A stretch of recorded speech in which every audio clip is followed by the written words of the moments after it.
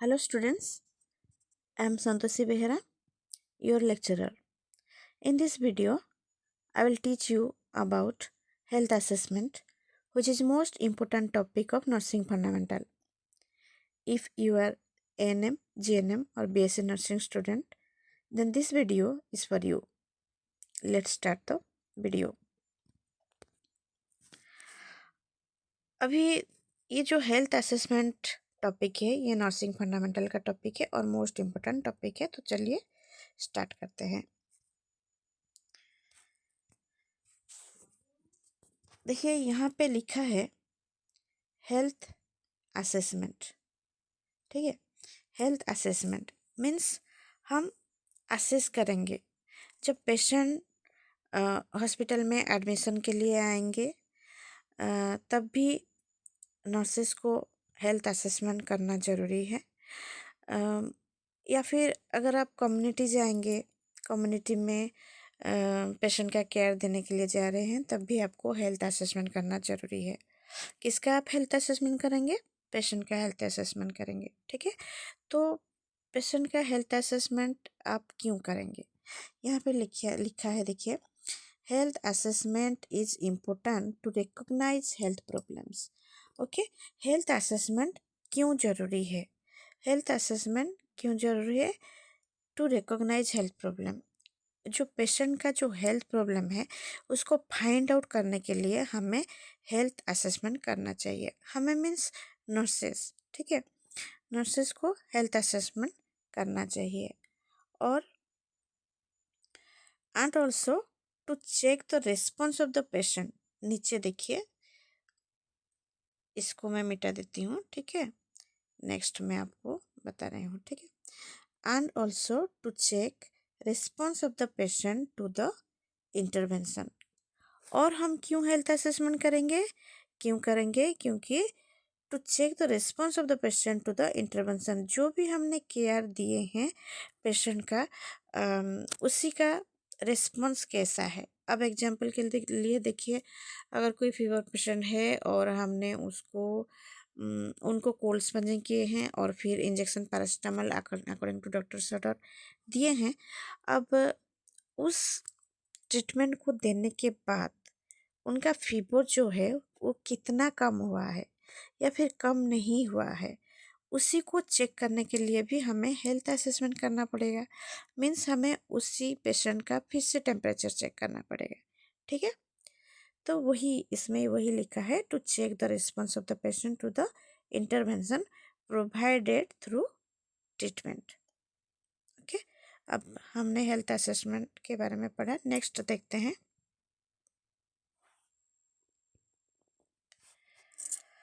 Nursing health assessment. ठीक है, अब आपको समझ में आ गया हेल्थ असेसमेंट क्या है। अभी हम देखेंगे नर्सिंग हेल्थ असेसमेंट क्या है। Nursing health assessment is the process in which nurse collects the information from the patient।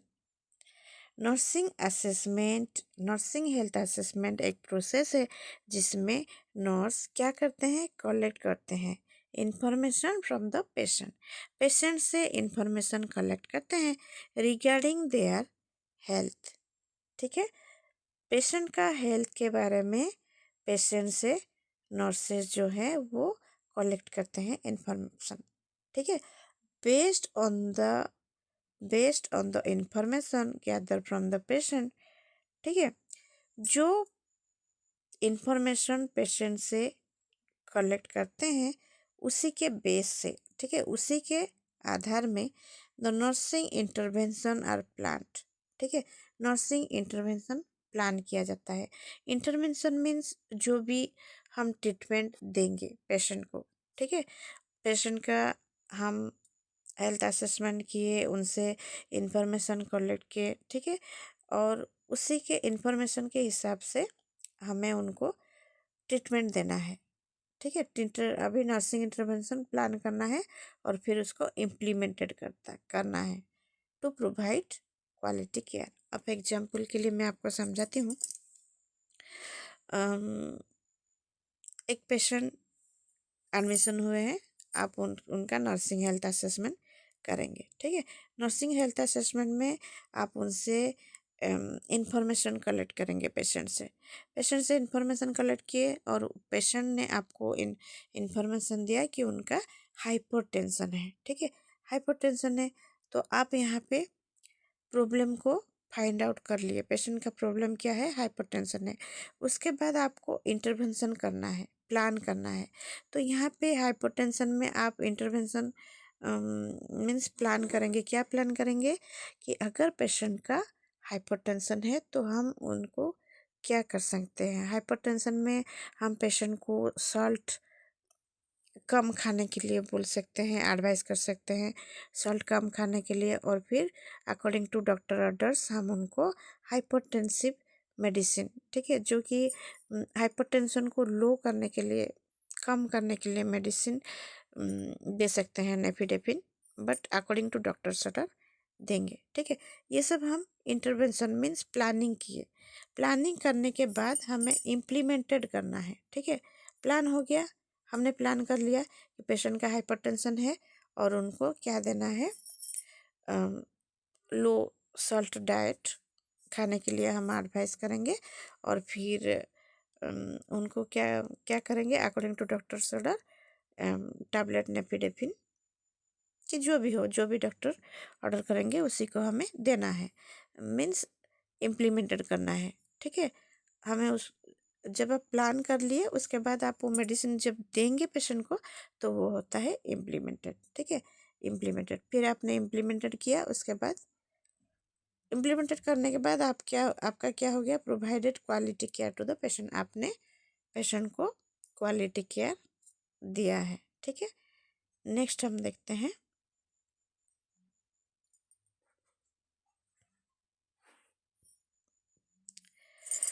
Types of health assessment. ठीक है, टाइप्स ऑफ हेल्थ असेसमेंट, कितना टाइप का हेल्थ असेसमेंट है।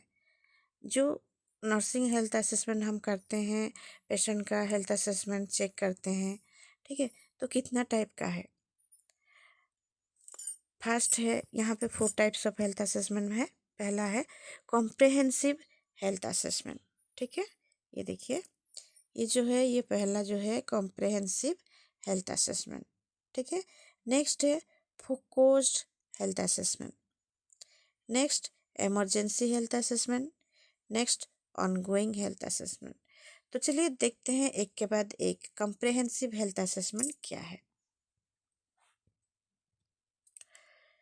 यहाँ पे देखिए, comprehensive health assessment, it involves complete health assessment of the patient and usually performed when the patient is admitted to the hospital. Okay, it involves complete health assessment of the patient. Comprehensive health assessment means हम patient का complete health assessment करेंगे। ठीक है, only physically नहीं करेंगे, physically, mentally, socially, पूरी तरह से आप उनका हेल्थ असेसमेंट करेंगे, उसको हम कॉम्प्रिहेंसिव हेल्थ असेसमेंट कहते हैं। नेक्स्ट हम देखते हैं फोकस्ड हेल्थ असेसमेंट। ठीक है, फोकस्ड हेल्थ असेसमेंट, अब देखिए, this type of health assessment is done to identify the specific problems. ठीक है, अब फोकस्ड हेल्थ असेसमेंट क्या है, फोकस्ड हेल्थ असेसमेंट क्या है और हम कब करते हैं। अब देखिए, this type of health assessment is done to identify the specific problem. अब इसे नाम से ही पता चलता है कि फोकस्ड मीन्स हम स्पेसिफिक प्रॉब्लम को आइडेंटिफाई करेंगे। ठीक है, this type of health assessment is done to identify specific problem. अब एग्जाम्पल भी मैं यहाँ पे दे दी हूँ, देखिए, for example, if a patient complains having pain in right hypochondriac region. ठीक है, एग्जाम्पल, इफ ए पेशेंट, अगर कोई पेशेंट कंप्लेन करते हैं उनका पेन हो रहा है कहाँ पे, राइट हाइपोकोंड्रिक रीजन। ठीक है, राइट हाइपोकोंड्रिक रीजन मीन्स, अब देखिए यहाँ पे मैं आपको बता रही हूँ, ये जो है ये पेशेंट का एब्डोमेन है। ठीक है, अब हम पेशेंट का एब्डोमेन को डिवाइडेड करेंगे 3 पार्ट में। ठीक है, डिवाइड कर दिए।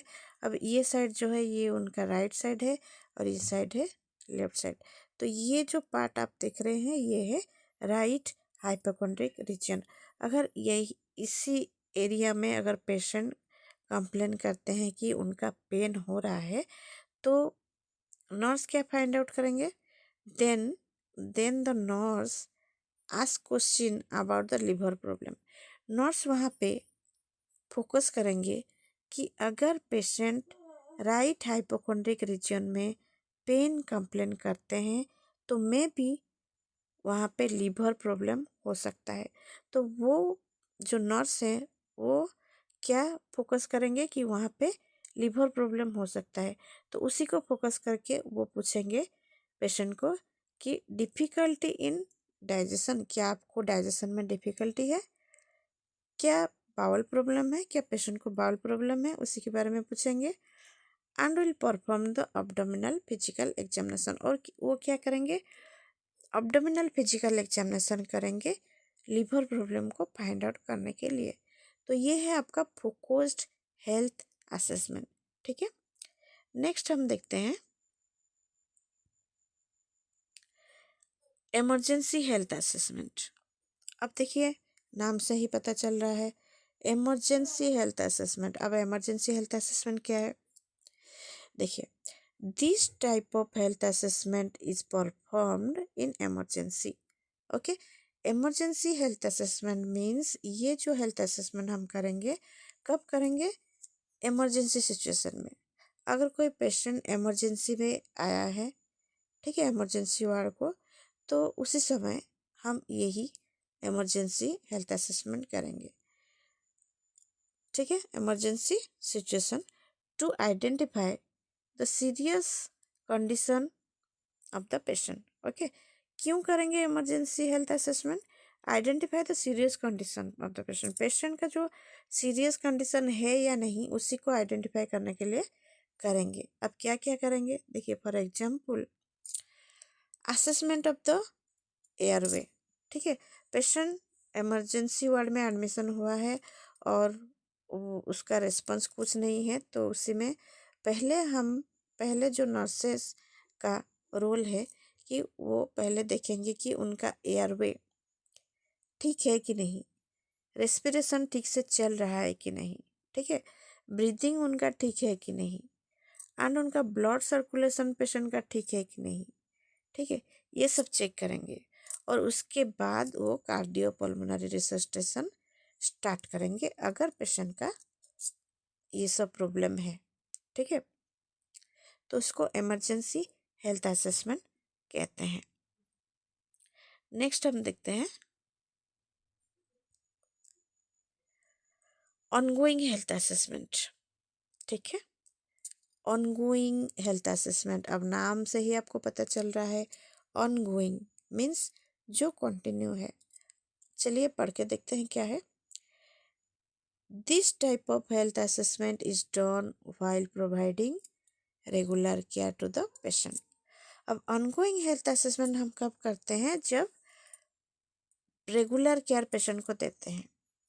ठीक है, अब देखिए पेशेंट एडमिशन होता है हॉस्पिटल में, एडमिशन होने के बाद पेशेंट को बेड दिया जाता है। वो may be patient surgical ward में एडमिशन हुआ है या फिर मेडिकल वार्ड में या फिर कोई भी वार्ड में या फिर पेडियाट्रिक वार्ड में कोई बच्चा एडमिशन हुआ है। एडमिशन होने के बाद, ठीक है, एडमिशन होने के बाद 3 शिफ्ट लगता है नर्सेस का। अम, अम, पहला शिफ्ट जो है मॉर्निंग में होता है ए शिफ्ट, नेक्स्ट बी शिफ्ट होता है, नेक्स्ट सी शिफ्ट होता है। तो तीनों शिफ्ट में जो भी नर्सेस रहते हैं तो उनका जो रिस्पॉन्सिबिलिटी है वो क्या करते हैं, हर शिफ्ट में वो पेशेंट का जो है हेल्थ असेसमेंट करते हैं। ठीक है, हर शिफ्ट में वो नर्सेस क्या करते हैं, पेशेंट का वाइटल साइन चेक करते हैं, बीपी, टेम्परेचर, पल्स, रेस्पिरेशन सब चेक करते हैं। क्यों चेक करते हैं, क्योंकि उन्हीं से पेशेंट का कंडीशन पता चलता है। और एडमिशन समय में उन जित जित जो भी था पेशेंट का प्रॉब्लम, एडमिशन के बाद अच्छा हुआ है कि नहीं, इम्प्रूव हुआ है कि नहीं, उसी को जानने के लिए भी वो चेक करते हैं। ठीक है, हेल्थ असेसमेंट करते हैं।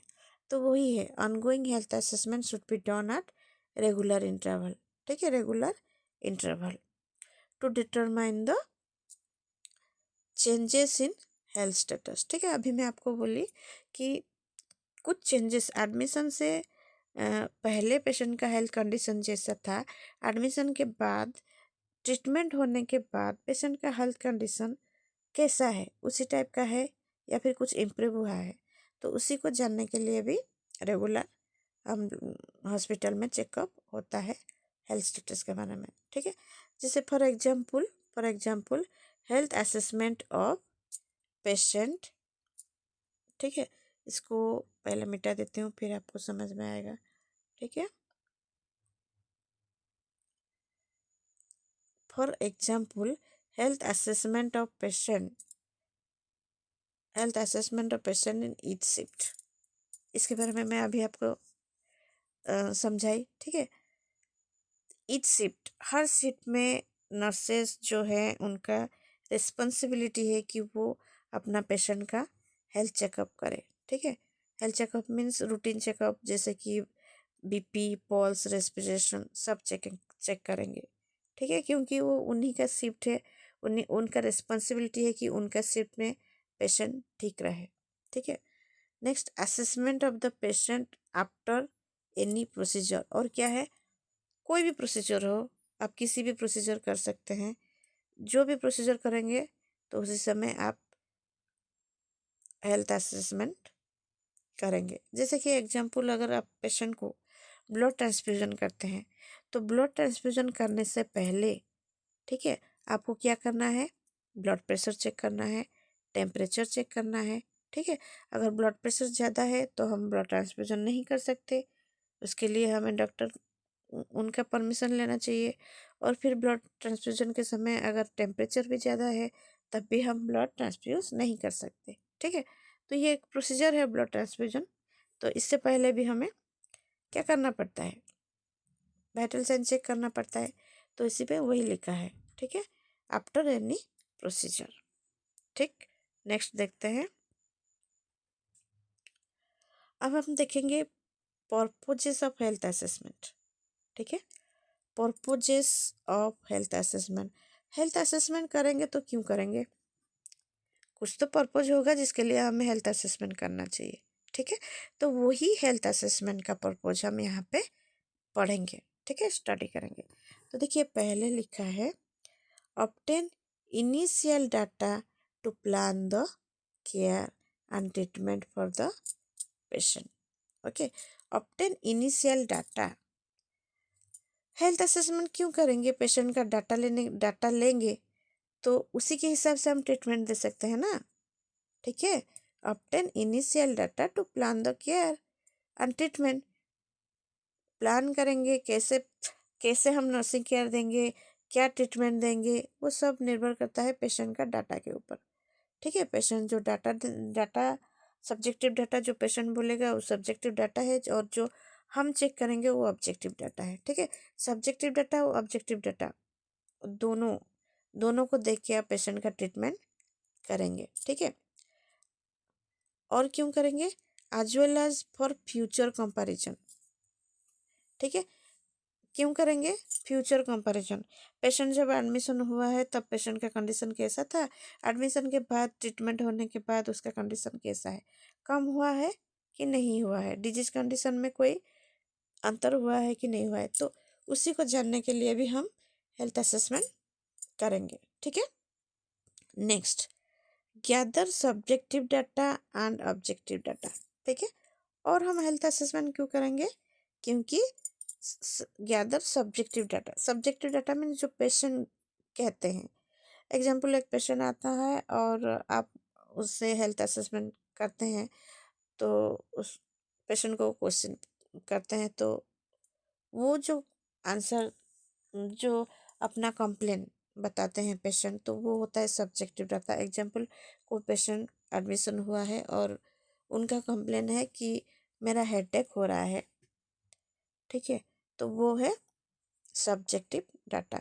और उसी को जानने के बाद हम उनका बीपी चेक करेंगे, ब्लड प्रेशर चेक करेंगे, और ब्लड प्रेशर जो चेक करेंगे, जो मिलेगा हमको डाटा, जैसे कि 130/80, 150/80 या फिर जो भी हो सकता है 110/80, तो वो है objective data of the patient. ठीक है, तो यहाँ पे हेल्थ असेसमेंट का पर्पज है gather subjective data and objective data. हम पेशेंट का सब्जेक्टिव डाटा और ऑब्जेक्टिव डाटा को कलेक्ट करेंगे। नेक्स्ट जो हेल्थ असेसमेंट का पर्पज है, find out any deviation from normal. ठीक है, हेल्थ असेसमेंट का जो पर्पज, नेक्स्ट पर्पज है find out any deviation from normal. ठीक है, नॉर्मल से कुछ अलग है क्या, ठीक है, उसी को फाइंड आउट करने के लिए हम क्या करेंगे, हेल्थ असेसमेंट करेंगे। नेक्स्ट है evaluate the patient responses to the treatment provided. और हम हेल्थ असेसमेंट क्यों करेंगे, जो भी ट्रीटमेंट हमने पेशेंट को दिए हैं, देने के बाद पेशेंट का रिस्पॉन्स कैसा है, पेशेंट का रिस्पॉन्स उस ट्रीटमेंट के बारे में कैसा है, क्या वो ट्रीटमेंट में पेशेंट का जो प्रॉब्लम है वो कम हुआ है या फिर नहीं हुआ है, तो उसी को फाइंड आउट करने के लिए हम करेंगे हेल्थ असेसमेंट। नेक्स्ट और कौन सा पर्पज है, assess responses of the patient to the care given. ठीक है, जो आप केयर दिए हैं उसी का कितना फर्क पड़ा है। ठीक है, पेशेंट में कितना, पेशेंट के कितना डिजीज कम हुआ है, ठीक है, उसी के बारे में हम करेंगे। तो वो हो गया पर्पज ऑफ हेल्थ असेसमेंट। ठीक है, नेक्स्ट हम देखते हैं प्रिंसिपल्स ऑफ हेल्थ असेसमेंट। अब हम पढ़ेंगे प्रिंसिपल ऑफ हेल्थ असेसमेंट। जब भी हम हेल्थ असेसमेंट करेंगे, ठीक है, कैसे करेंगे, कौन सा प्रिंसिपल्स हमको अपनाना चाहिए हेल्थ असेसमेंट के समय। ठीक है, तो पहला प्रिंसिपल है एक्यूरेसी। ठीक है, यहाँ लिखा है देखिए एक्यूरेसी। अब एक्यूरेसी मीन्स क्या, health assessment should be performed accurately. यहाँ देखिए health assessment should be performed accurately. ठीक है, जो भी हेल्थ असेसमेंट हम करेंगे वो एक्यूरेटली करना ज़रूरी है। पेशेंट का हेल्थ हिस्ट्री लेना अच्छे से एक्यूरेटली, वो भी ज़रूरी है। और उसके बाद आप जो ऑब्जेक्टिव डाटा जो कि आप खुद चेक करेंगे वो भी आपका एक्यूरेट होना चाहिए। ठीक है, it will prevent any mistakes in planning care. ठीक है, हिस्ट्री लेने के बाद आप जो भी आप पेशेंट का हिस्ट्री ले लिए, ठीक है, उसके बाद आप ऑब्जेक्टिव डाटा आपने खुद फिजिकल एग्जामिनेशन करने के बाद, ठीक है, आप प्लानिंग करेंगे पेशेंट का केयर देने के लिए या फिर ट्रीटमेंट देने के लिए। तो अगर आपका हेल्थ असेसमेंट में एक्यूरेट नहीं है तो आपका प्लानिंग भी एक्यूरेट नहीं होगा, और प्लानिंग एक्यूरेट नहीं होने से आपका ट्रीटमेंट एक्यूरेट नहीं होगा, ट्रीटमेंट एक्यूरेट नहीं होने से पेशेंट का जो है डिजीज कंडीशन जो है वो कम नहीं होगा। ठीक है, उनका प्रॉब्लम जो है वो कम नहीं होगा। ठीक है, नेक्स्ट हम देखेंगे principle of health assessment accuracy. ठीक है, ये हो गया। उसके बाद और क्या है, और क्या, और कौन सा प्रिंसिपल हम फॉलो करेंगे, टाइमली। ठीक है, टाइमली। इसको मिटा देती हूँ क्योंकि ये आपको अच्छे से समझ आएगा, फिर करेंगे। ठीक है, इसके बाद टाइमली। ठीक है, तो हेल्थ असेसमेंट का प्रिंसिपल्स पहला हुआ एक्यूरेसी, मीन्स हम एक्यूरेटली करेंगे। नेक्स्ट है टाइमली। ठीक है, the assessment has to be timely. इधर देखिए, the assessment has to be timely. जो भी असेसमेंट हम करेंगे हेल्थ असेसमेंट, उसको हम टाइमली करेंगे। ठीक है, and relation to the subjective data. और जो असेसमेंट आप करेंगे तो सब्जेक्टिव डाटा के हिसाब से करेंगे। जो पेशेंट आपको कंप्लेन देगा, जो पेशेंट आपको बोलेंगे कि ये सब मेरा कंप्लेन है, तो उसी सब्जेक्टिव डाटा को लेके आप क्या करेंगे, असेसमेंट करेंगे। ठीक है, this means assessment done when it is required on time without any delay. This means assessment done when it is required on time without delay means assessment उसी समय करेंगे जिस समय पेशेंट आपको कंप्लेन करेंगे। ठीक है, उसी समय इमिडिएटली आपको करना है। एग्जाम्पल के लिए अगर कोई पेशेंट है और आपको पेन कंप्लेन केयर, ठीक है। पेशेंट आपको पेन कंप्लेंट किया तो उसी समय आपको पेशेंट का असेसमेंट करना है, ना कि आज रहने देंगे कल करेंगे, ऐसे नहीं, ठीक है।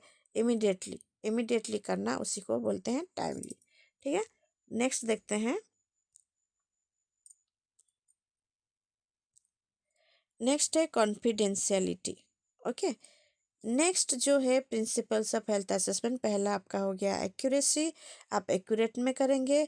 नेक्स्ट आप टाइमली करेंगे, इमिडिएटली करेंगे। और कॉन्फिडेंशियलिटी, अब कॉन्फिडेंशियलिटी क्या है?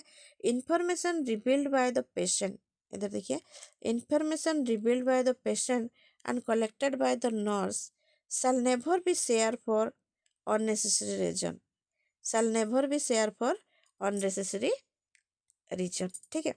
जो भी information reveal by the patient, patient जो भी इंफॉर्मेशन आपको दिया है और आपने उसको कलेक्टेड किया है, तो उसको अननेसेसरी आप किसी को भी शेयर नहीं करेंगे, ठीक है। It has to be used only for the treatment and care for the patient. वो जो इंफॉर्मेशन आप पेशेंट से गैदर किए हैं उसको ओनली कब यूज करेंगे? For the treatment and care of the patient, patient का केयर और ट्रीटमेंट करने के लिए, ठीक है। Information shall be shared with health team members, वो इंफॉर्मेशन आप ओनली हेल्थ टीम मेंबर्स के साथ शेयर कर सकते हैं। क्यों कर सकते हैं? That continuity of care is maintain, patient का केयर को कंटिन्यू करने के लिए आप ओनली शेयर कर सकते हैं, किसके साथ? हेल्थ टीम मेंबर के साथ, और दूसरा किसी के साथ आप नहीं करेंगे, ठीक है।